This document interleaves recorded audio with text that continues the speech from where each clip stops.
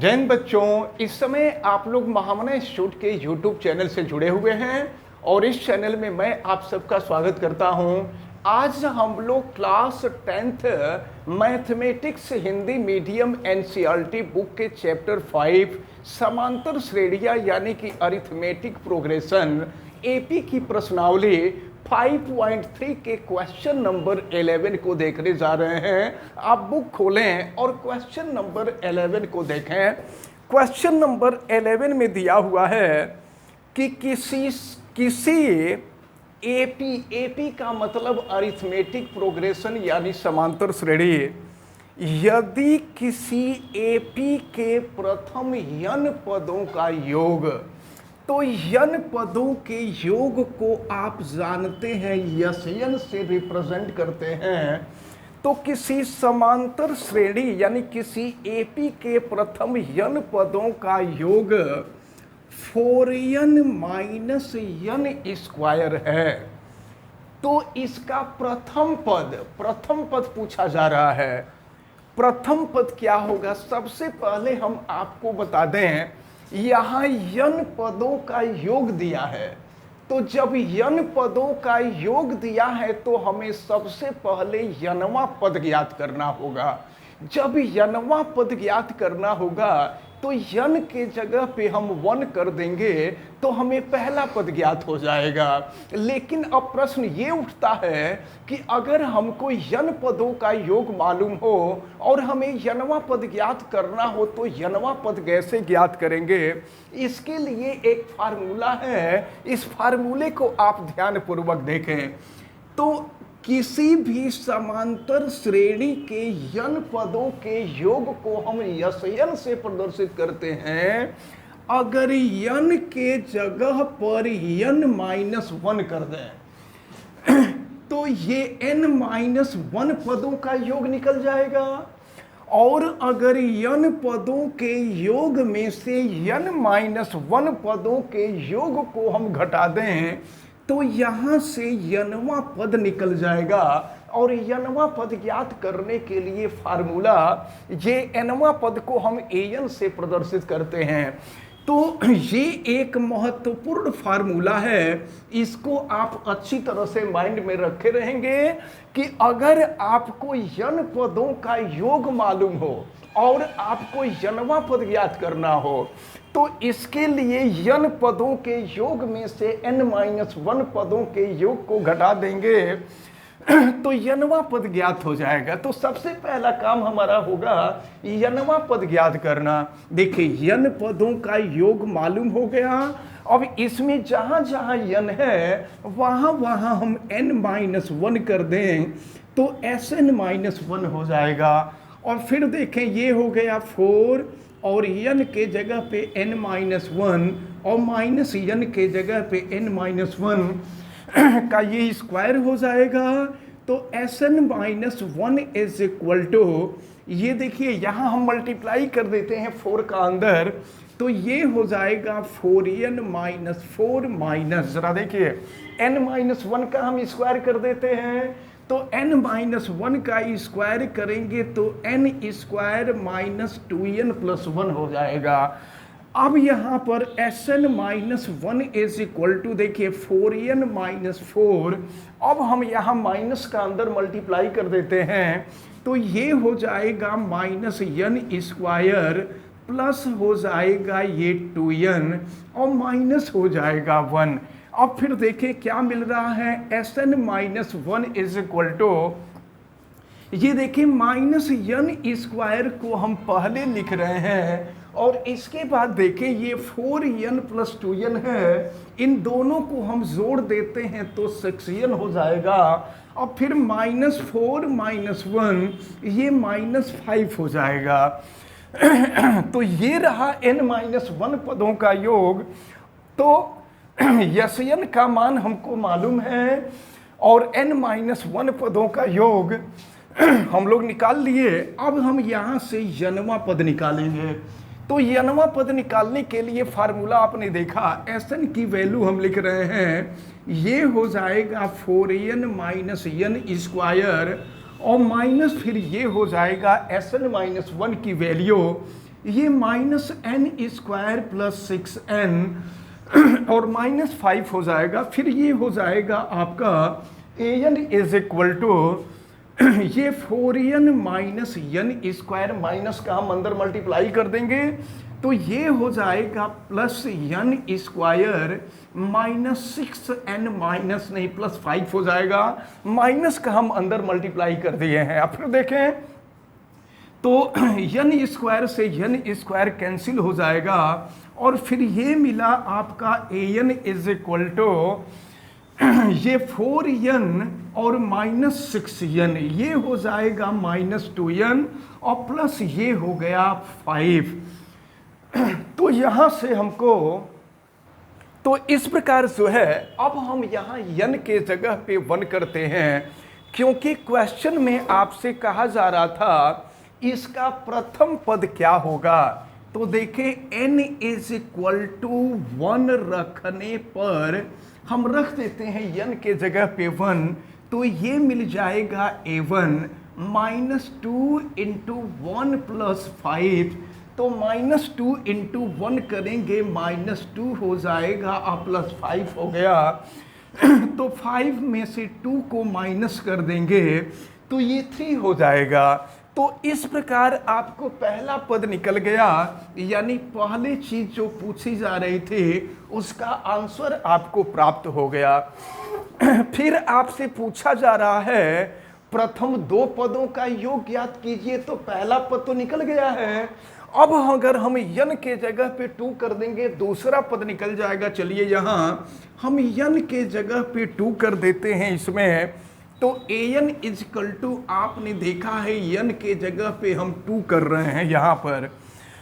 तो देखिए क्या मिलेगा माइनस 2 इंटू 2 और प्लस हो जाएगा 5। तो ये देखिए माइनस 2 इंटू 2 माइनस 4 हो जाएगा और प्लस हो जाएगा 5, 5 माइनस 4 1 हो जाएगा। ये दूसरा पद निकल गया। अब प्रथम 2 पदों का योग पूछ रहा है, तो पहला प्रथम 2 पदों का योग यानी a1 और a2। पहला पद a1 है, दूसरा पद a2 है, इन दोनों का योग पूछ रहा है। तो a1 की जो वैल्यू है वो 3 है और a2 की वैल्यू है 1। 3 प्लस 1 कर देंगे तो 4 हो जाएगा और फिर ये हो गया आपका सेकंड आंसर। अब फिर देखें आपसे और क्या पूछ रहा है, पूछ रहा है कि दूसरा पद क्या है। तो दूसरा पद तो हम लोग निकाल ही चुके हैं, दूसरा पद 1 है।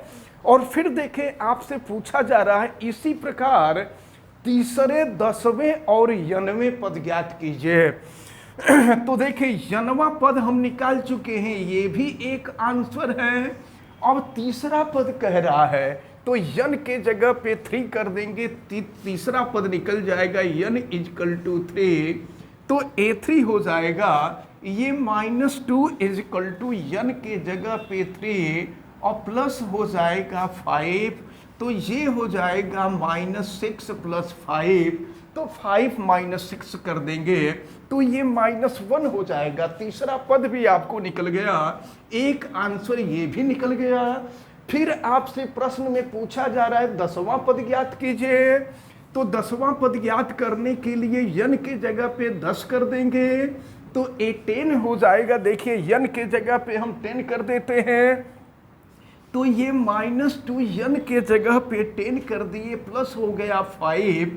तो जरा देखिए 10 2 20 हो जाएगा, माइनस 20 प्लस 5, तो 5 माइनस 20 करेंगे तो ये माइनस 15 हो गया। ये भी आपको आंसर मिल गया। तो अब आप ध्यान में रखे रहें, देखिए ढेर सारी चीजें पूछी जा रही थी। आपसे पहला पद पूछा जा रहा था, ये भी हमने ज्ञात कर लिया। फिर प्रथम 2 पदों का योग पूछा जा रहा था, ये भी हमने ज्ञात कर लिया। फिर दूसरा पद आपसे पूछा जा रहा था, ये भी हमने ज्ञात कर लिया। तीसरा पद भी पूछा जा रहा था, 10वां पद भी पूछा जा रहा था और फिर 90वां पद भी पूछा जा रहा था। तो इस प्रकार क्वेश्चन नंबर 11 में ढेर सारी चीजें पूछी जा रही थी और इन सारी चीजों को हमने आपको बताया और हमें उम्मीद है कि ये सारी बातें आपको समझ में भी आई होंगी। अब हम क्वेश्चन नंबर 12 को देखते हैं। क्वेश्चन नंबर 12 में दिया है ऐसे प्रथम 40 धन पूर्णांकों का योग ज्ञात कीजिए। 40 धन पूर्णांकों का योग पूछा जा रहा है जो 6 से विभाज्य है। तो सबसे पहले आपको ये देखना होगा कि 6 से विभाजित होने वाली पहली संख्या कौन है। तो 6 से विभाजित होने वाली पहली संख्या 6 है। फिर इसके बाद 12 हो जाएगा, 6 का टेबल केवल पढ़ लीजिए। फिर 18 हो जाएगा और इसी तरह से हो जाएगा।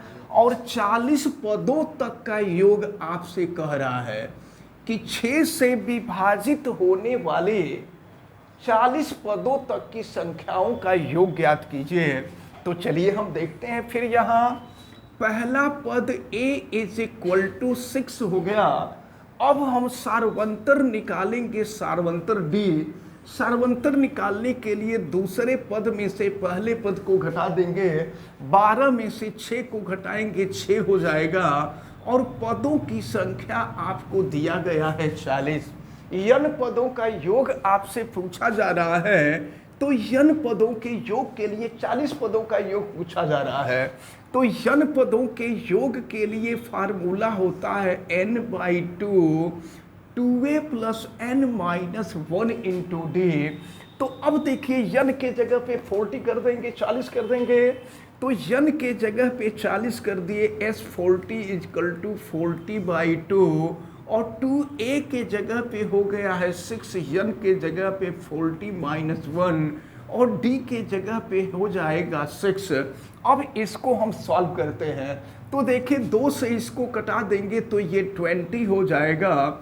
s40 = 20 और ये हो जाएगा 12 और प्लस हो जाएगा 39 × 6। फिर देखिए क्या मिलेगा, ये s40 = ये 20 और देखिए ये 12 और इसका गुणा कर लीजिए तो ये 4 और ये 5 हो जाएगा और ये 234 हो जाएगा। ठीक है। और इसके बाद 234 में 12 को आप जोड़ लें तो फिर देखते हैं s40 = 20। अब इसको आप जोड़ लीजिए तो ये हो जाएगा आपका 246 हो जाएगा। अब 246 में 20 का गुणा कर दीजिए तो s40 = ये हो जाएगा आपका, ये हो जाएगा 4920। तो फिर आपसे प्रश्न में यही पूछा जा रहा था कि 6 से विभाजित होने वाले 40 संख्याओं का जोड़ ज्ञात कीजिए। प्रथम 40 संख्याओं का जोड़ ज्ञात कीजिए। तो ये प्रथम 40 संख्याओं का जो योग होगा ये 4920 होगा। अब हम लोग देखते हैं क्वेश्चन नंबर 13 को। यहाँ दिया है 8 के प्रथम 15 गुणजों का योग ज्ञात कीजिए। तो 8 के प्रथम 15 गुणजों का योग, तो 8 का जो पहला गुणक होगा वो 8 होगा। फिर दूसरा जो गुणज होगा 8 का 2 में गुणा कर देंगे 16 होगा। फिर 3 से गुणा कर देंगे 24 होगा एंड सो ऑन। आपसे 15 पदों तक का योग पूछा जा रहा है। तो चलिए 15 पदों तक का योग हम निकाल रहे हैं और देखते हैं कि इसकी वैल्यू क्या आती है।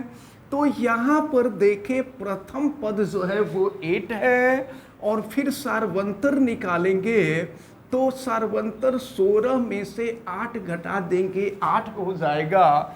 और फिर पदों की जो संख्या है वो 15 है। फिर आपको यन पदों के योग के लिए फार्मूला अभी हमने बताया आपको n/2 और ये हो जाएगा 2a + n-1 × d। तो यन के जगह पे अब 15 कर देंगे तो ये हो गया s15। ये = हो जाएगा 15/2। 2a के जगह पे 8, यन के जगह पे हो जाएगा 15 - 1 और इंटू डी की जो वैल्यू है वो 8 है। अब आप देखिए क्या मिल रहा है, s15 = 15/2 और फिर यहाँ देखें ये 8 2 जा 16 हो जाएगा और प्लस ये 14 हो गया और 14 8 जा। फिर अच्छा अगर हम चाहें तो यहाँ 2 से भाग भी दे सकते हैं। यहीं पर देखिए ये हो गया 15, हम ऐसा करते हैं इस 2 से अंदर भाग दे रहे हैं, तो जब 2 से अंदर भाग दे देंगे तो ये 8 हो जाएगा, फिर यहाँ भाग दे देंगे तो ये 7 हो जाएगा, और फिर ये हो गया 8, फिर ये हो गया S15 इक्वल टू 15, और ये देखिए ये 8 है और फिर 8 7 56 हो जाएगा। अब आप जोड़ दीजिए तो S15 इक्वल टू 15 इंटू, अब ये 56 में 8 का गुणा कर लीजिए, गुणा नहीं जोड़ना है, इसको जोड़ लीजिए तो ये हो जाएगा 64, और फिर 15 में आप 64 से गुणा कर दीजिए तो ये इनका जो गुणा है ये गुणा आएगा 960। तो इस प्रकार ये जो क्वेश्चन नंबर 13 है, ये क्वेश्चन नंबर 13 आपका सॉल्व होता है। तो इस तरह से आज आपको क्वेश्चन नंबर 11 बताया गया, 12 बताया गया, 13 बताया गया। ये तीनों क्वेश्चन आपको अच्छी तरह से समझ में आए होंगे, ऐसा हमें उम्मीद है। आप वीडियो को लाइक जरूर कीजिएगा, और अगर आप चैनल पे नए हैं तो चैनल को सब्सक्राइब भी कीजिए।